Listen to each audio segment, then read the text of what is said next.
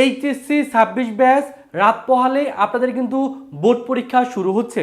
তো প্রথম পরীক্ষা যেহেতু বাংলা প্রথম পত্র, এই বাংলা প্রথম পত্রে অবশ্যই আপনাকে আগে জানতে হবে এখানে বোর্ড পরীক্ষায় ওইমার শিটটা কিভাবে সঠিকভাবে ফিল আপ করতে হয়, এমসিকিউ ওইমার শিটটাও সঠিকভাবে কিভাবে ফিল আপ করতে হয়। কারণ অনেক সময় দেখা যায় স্টুডেন্টরা ভুল করার কারণে ওইমার শিট সঠিকভাবে ফিল আপ না করার কারণে অনেকের কিন্তু দেখা যায় বোর্ড পরীক্ষা অনেক ভালো দেওয়ার পরেও ওই মার্কশিট ভুল করে ফিল আপ করার কারণে বোর্ড পরীক্ষাটা কিন্তু একবার বাতিলও হয়ে যায়। আশা করি সায়েন্স আর্টস কমার্সের সকল শিক্ষার্থী ভিডিওটা প্রথম থেকে শেষ পর্যন্ত মনোযোগ সহকারে দেখবেন, তাহলে ওএমআর শিট কীভাবে পূরণ করতে হয় সেটা সম্পর্কে আপনার একবারে ক্লিয়ার ধারণা হবে এবং আগামীকালকে পরীক্ষা আপনি সঠিকভাবে ওই মার্কশিটটা ফিল আপ করতে পারবেন, পরীক্ষা ভালো হবে, আশা করি রেজাল্টও আপনার অনেক ভালো চলে আসবে। তো প্রথমে মেনলি বলবো, আপনি যখন পরীক্ষা হলে যাবেন প্রথমে আপনাকে মেনলি রিটেন লেখার জন্য একটা আপনাকে খাতা দিবে আর একটা ওইমারের জন্য একটা দিবে। ওইমারের জন্য কোনটা দিবে, ওইমার শিট অর্থাৎ এমসিকিউ উত্তর করার জন্য এরকম একটা আপনাকে দিবে, আর নর্মালি লিখিতর জন্য এরকম একটা কাগজ মানে খাতা দিবে। তো এই খাতার দেখা যায় আপনি লেখার পরে প্রথম যে অংশটা আছে এই প্রথম অংশটা কিন্তু আপনি লেখার পরই এই প্রথম অংশটা কিন্তু আপনার কর্তৃপক্ষ বা যিনি পরিদর্শনে থাকবেন যে টিচার, মাননীয় টিচার, উনি কিন্তু এই অংশটা পরবর্তীতে ছিঁড়ে নিয়ে নিবে। আর আপনাকে কিন্তু অবশ্যই এটাই ভালো করে ফিল আপ করতে হবে, নিচের যে অংশটা আছে নিচের অংশ আপনাকে ফিল আপ করতে হবে, অর্থাৎ লিখিত অংশের প্রথম যে পার্টটা আছে এই পার্টটা আপনাকে ফিল আপ করতে হবে। তো এই পার্টটা কীভাবে ফিল আপ করতে হবে, এই পার্টটা ফিল আপ করার জন্য অবশ্যই প্রথমে আপনাকে কালো বল পেনের যে কলমগুলো আছে এই কলমগুলো আপনাকে ইউজ করতে হবে। কখনো এখানে অন্য কোনো কালারের জেল পেন বা এই টাইপের কোনো কিছু ইউজ করা যাবে না, কালো যে বল পেন আছে এই ধরনের এই বল পেন দিয়ে আপনাকে ফিল আপ করতে হবে। তো প্রথমে আপনাকে এখানে টিক চিহ্ন দিতে হবে, যেহেতু আপনি এইচএসসি পরীক্ষা দিচ্ছেন এখানে টিক চিহ্ন দিবেন আর এখানে 2026 লিখবেন। তারপরে আপনি কোন পরীক্ষা দিচ্ছেন, যেহেতু আপনি এইচএসসি পরীক্ষা দিচ্ছেন এখানে কালো বৃত্ত এইভাবে ফিল আপ করে ফেলবেন। তারপর রোল নাম্বারটা কোথায় পাবেন, আপনার যে অ্যাডমিট কার্ডটা আছে সেই অ্যাডমিট কার্ডের ভিতরে দেখবেন যে আপনার রোল নাম্বারটা দেওয়া আছে, সেই রোল নাম্বারটা অ্যাডমিট কার্ড দেখে ফিল আপ করে ফেলবেন। কথা আমি বোঝানোর জন্য বললাম যে আপনার রোল নাম্বার হলো 1 2 3 4 5 6 এভাবে লিখে ফেলবেন। তারপর 1-এর জন্য এখানে 1কে এভাবে বৃত্তটা একবার সম্পূর্ণ ফিল আপ করে দেবেন, 2-র জন্য 2টা একবারে ফিল আপ করবেন, তারপরে 3 আছে 3-র জন্য 3টা এভাবে ফিল আপ করবেন, তারপরে 4 আছে 4-এর জন্য 4 ফিল আপ করবেন। অর্থাৎ আপনার যেটা রোল সেটা আপনি এখান থেকে দেখে ঠান্ডা মাথায় যাতে ভুল না হয় সেভাবে আপনি ফিল আপ করার চেষ্টা করুন। অনেকে দেখা যায় এই সময় তাড়াহুড়া করা যাবে না, মনে রাখতে হবে পরীক্ষা অনেক ভালো হলেও ওএমআর এই শিটগুলোতে যদি আপনি ভুলভাবে ফিল আপ করেন বা তথ্য সঠিকভাবে না দেন তাহলে কিন্তু আপনার রেজাল্ট একেবারে খারাপ চলে আসবে। এই জন্য এটা অবশ্যই সাবধানে ফিল আপ করতে হবে। তারপর রেজিস্ট্রেশন নম্বর, এই রেজিস্ট্রেশন নম্বরে অনেকের ভুল হয়ে যায়। অনেকের দেখা যায় যে রেজিস্ট্রেশন নম্বরটা কোথায় পাবেন, আপনার যে রেজিস্ট্রেশন কার্ডটা আছে দেখবেন এই রেজিস্ট্রেশন কার্ডের এখানে খুব সুন্দরভাবে রেজিস্ট্রেশন নাম্বারটা দেওয়া থাকবে। তো এই রেজিস্ট্রেশন নাম্বারটা তখন ফিল আপ করবেন তখন অবশ্যই চেষ্টা করবেন পিছন দিক দিয়ে সামনের দিকে ফিল আপ করার। এর কারণটা হলো অনেকের ক্ষেত্রে দেখা যায় নর্মালি দেখা যায় যে আমাদের ডিজিটগুলোর ক্ষেত্রে অনেক সময় দেখা যায় 6 ডিজিট আছে, মানে অনেকে দেখবেন রেজিস্ট্রেশন কার্ডের রেজিস্ট্রেশন নাম্বার 6 ডিজিটের, এই জন্য অনেক সময় ভুল হয়ে যায়। এই জন্য চেষ্টা করবেন রেজিস্ট্রেশন নাম্বারটা অন্তত পিছন থেকে লেখার জন্য। যেমন উদাহরণের জন্য আমি বললাম যে যেমন একটা আছে 7 আর একটা আছে কত 5 আর একটা কথা 4, আমি একটা শিক্ষার্থী দিয়ে বোঝাচ্ছি। তারপর আছে 0, তারপর আছে হলো 5, তারপর আছে হলো 7, তারপরে আছে কত 7, তারপর আছে 1, তারপর আছে কত 1, তারপর আছে 1, অর্থাৎ পিছন থেকে ফিল আপ করার চেষ্টা করবেন। এর কারণ হলো কোনো কারণে কারো যদি দেখা যায় 6 ডিজিট হয়, কথা 1 2 3 4 5 6 ডিজিট, তাহলে প্রথমের যে ডিজিটগুলো আছে আমি যদি বোঝানোর জন্য বলি, এই প্রথমের যে ডিজিটগুলো আছে প্রথম ঘরে যে ডিজিটগুলো আছে এই 6 ডিজিট প্রথমেরগুলা কি দিয়ে দেবেন 0 0 দিয়ে দেবেন, এভাবে 0 0। কারো যদি এরকম হয় আর কি 6টা ডিজিট আছে তাহলে প্রথমকারগুলা 0 দিয়ে দেবেন, আর কারো যদি 8টা ডিজিট থাকলে 8টাই তাহলে এভাবে ফিল আপ করবেন। তাহলে কীভাবে ফিল আপ করবেন, 7 এই 7 এখানে 7 এভাবে বৃত্ত ভরাট করে ফেলবেন। তারপর এখানে 5 আছে 5-এর জায়গায় 5 এভাবে বৃত্ত ভরাট করবেন। 4 আছে 4-এর জায়গায় 4 এখানে ফিল আপ করবেন। 0 আছে 0 ফিল আপ করবেন। 5 আছে 5 এভাবে ফিল আপ করবেন। তারপর 7 আছে 7 এভাবে ফিল আপ করবেন। তারপরে কত আছে কথা 0 0 আছে 0 0। আর কারো যদি 0 0 না থাকে তাহলে কথা কারো 0 0 নাই, তাহলে সেক্ষেত্রে কী করবেন, সেক্ষেত্রে ওই যেটা থাকবে সেটা ভাবে ফিল আপ করে ফেলবেন। আচ্ছা, আশা করি এই দুটো বুঝতে পারছেন। এখন আপনাকে কি করতে হবে, এখন হলো বিষয় কোড।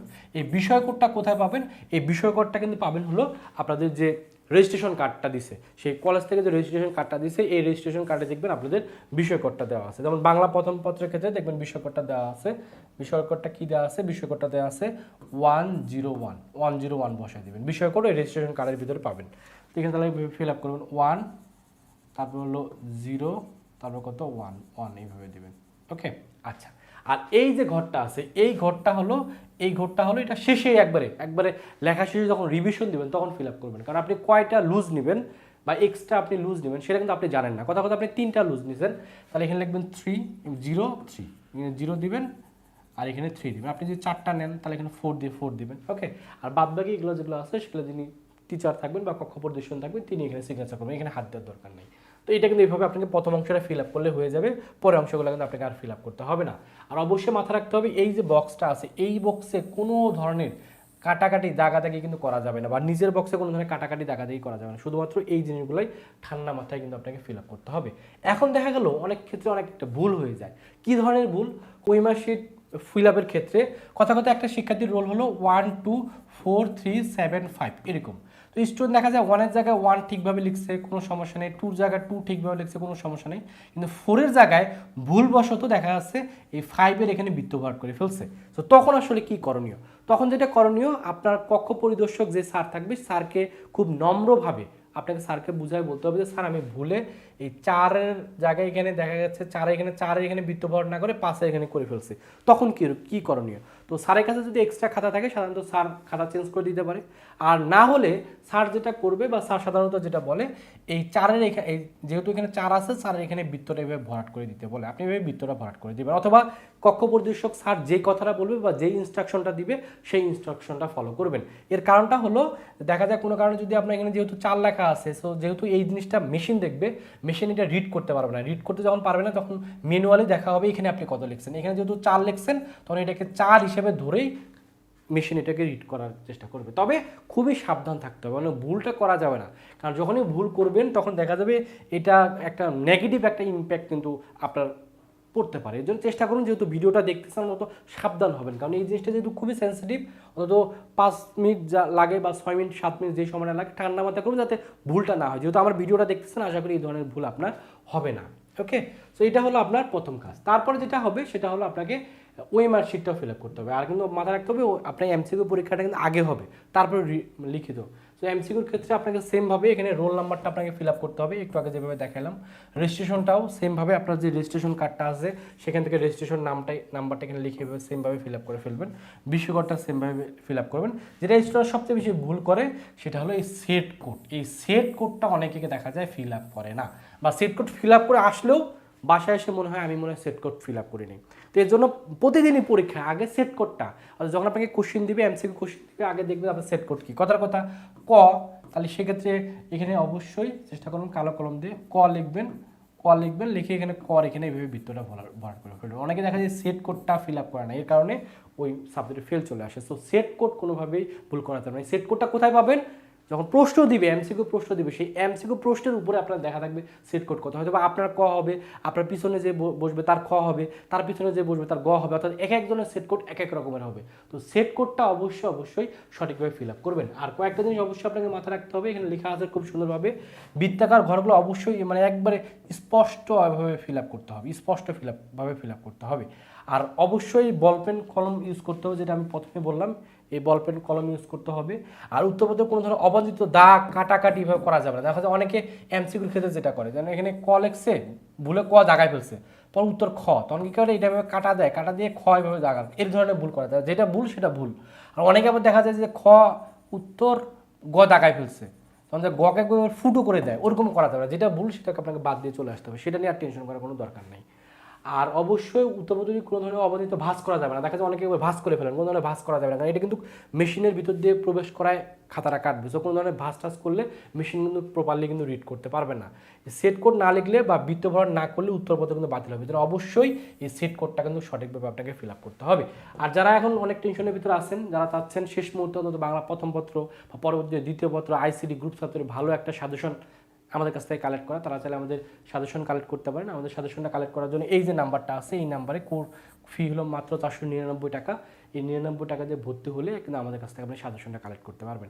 এই সাজেশনের ভিতরে কী কী পাচ্ছেন সেটা যদি একটু দেখাই দিই।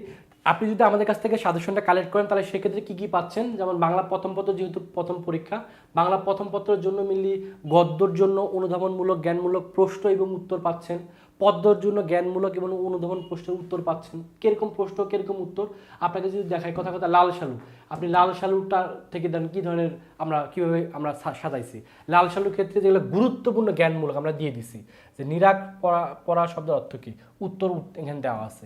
সৈয়দ ওয়ালিউল্লাহ কত খ্রিস্টাব্দে জন্মগ্রহণ করে, প্রশ্ন দেওয়া আছে, উত্তর দেওয়া আছে। মজিদের প্রথম স্ত্রীর নাম কি, রহিমা, উত্তর দেওয়া আছে। এইভাবে কিন্তু আমরা খুব গুরুত্বপূর্ণ যেগুলো একবার পরীক্ষায় আসার মতো সেগুলোর জন্য কিন্তু আমরা খুব গুরুত্বপূর্ণ জ্ঞানমূলক প্রশ্ন উত্তর আমরা সাজাইছি। শুধু লাল সালের জন্য সাজাইছি তা না, আপনি যদি সিরাজউদ্দৌলার জন্য দেখেন, সিরাজউদ্দৌলা সেইমভাবে আমরা জ্ঞানমূলকের জন্য প্রথমে আমরা প্রশ্নগুলো দিছি এবং তার পাশেই উত্তরগুলো দিয়ে দিছি। যেমন সিরাজ কাকে আলীনগরের দেওয়ান নিযুক্ত করেন, মানিকচাঁদকে। সেইভাবে কিন্তু গুরুত্বপূর্ণ যেগুলো দেওয়া আছে, গুরুত্বপূর্ণ আমরা প্রশ্ন দিছি, উত্তর দিছি, প্রশ্ন দিছি, উত্তর দিছি। সেইভাবে আমরা জ্ঞানমূলক যেমন দিছি, পাশাপাশি অনুধাবনমূলক যেগুলো দেওয়া আছে সেগুলোর প্রশ্ন দেওয়া আছে, সেগুলোর কিন্তু উত্তর দেওয়া আছে। পাশাপাশি এমসিকিউ নিয়ে যারা প্যারা খাচ্ছেন, এমসিকিউর জন্য কীভাবে পড়বেন, এমসিকিউর জন্য কিন্তু আমরা গুরুত্বপূর্ণ সাজেশনের শীট তৈরি করছি। এই সাজেশনগুলো যদি কালেক্ট করেন তাহলে আপনাদের জন্য বাংলা প্রথম পত্রে 100% প্রিপারেশন কিন্তু হয়ে যাবে। পাশাপাশি পরবর্তীতে বাংলা দ্বিতীয় পত্রের জন্য যা যা দরকার আমরা সাজেশন আকারে দিয়ে দেবো। একটা ফরম্যাট দিয়ে কীভাবে সকল আপনি প্রতিবেদন লিখতে পারবেন বা বাদ বাকি যত ইমেল আছে সব কিছু লিখতে পারবেন, সব কিছু কিন্তু আমরা ক্রমান্বয়ে প্রত্যেকটা সাবজেক্টের জন্য দিয়ে দেবো। যেন যারা চাচ্ছেন শেষ মুহূর্তে অন্তত আমাদের কাছ থেকে সাজেশন নিয়ে ভালো একটা প্রস্তুতি না, তারা দ্রুত আমাদের এই কোর্সে ভর্তি হয়ে যান।